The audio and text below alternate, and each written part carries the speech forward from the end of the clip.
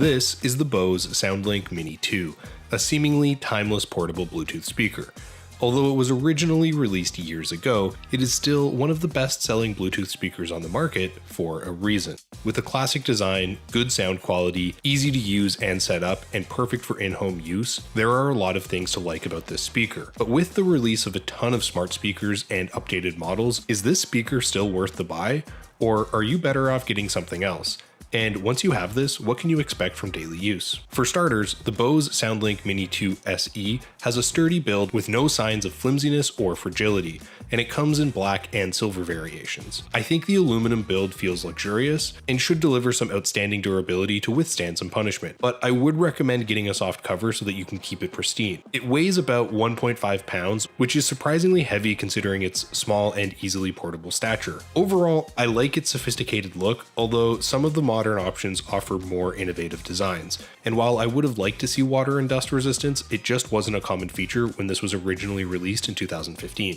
The controls are located on top of the speaker and they're very intuitive to use. You get a power button that can tell you how much battery remains if you hold it down, a Bluetooth button, a volume controls, and a multifunction button. The multifunction button allows you to play or pause audio, skip forward or backwards with multiple presses. And I could answer, mute, or end phone calls very easily. It has a built-in mic and it offers speakerphone capabilities, and even though I did notice some Bluetooth fuzz, the quality was adequate. The mic also gives you voice assistant compatibility, which is a convenient addition. The Mini 2 offers some versatility and it comes with a 3.5mm aux port if you want to be able to connect legacy devices. I had no issues with the Bluetooth connectivity, which remained stable and reliable through a respectable 30-foot range, although the exact Bluetooth version isn't specified. I also like that it supports multi-point pairing, so you can connect multiple devices and switch audio sources interruption-free. Holding the dedicated Bluetooth button tells you which source is connected, and I appreciate that Bose made connecting the speaker very intuitive, and it automatically enters pairing mode when it's turned off, which is perfect for less tech-savvy users.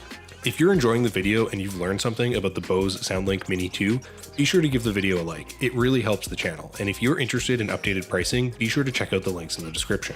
I think the battery life is solid overall, and the special edition offers a 20% improved battery over the original. It can last up to 12 hours compared to the previous 10-hour offering, which is also longer than the similarly priced Sonos Roam. The SE uses a USB-C port to charge compared to the original micro USB. It comes with a useful auto-off feature that automatically shuts off the speaker to preserve battery life, but I liked that you can either enable it or disable it with a press of a button. While it lacks some of the technologically advanced features found on modern competitors, such as wireless charging or power bank compatibility like the JBL Charge 3, the battery performance really isn't a drawback.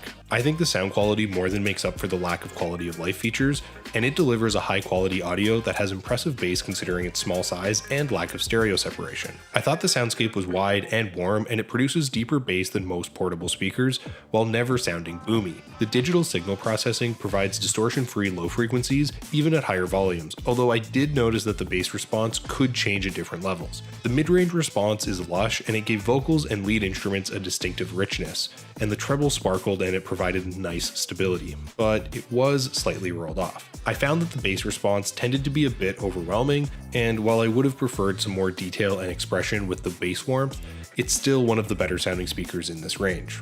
Unfortunately, it lacks compatibility with the Bose Connect companion app, so you don't get any additional features, which means it lacks the option to pair with another speaker for an immersive stereo listening experience. It also doesn't provide a customizable EQ, but I think the out-of-the-box sound signature is excellent.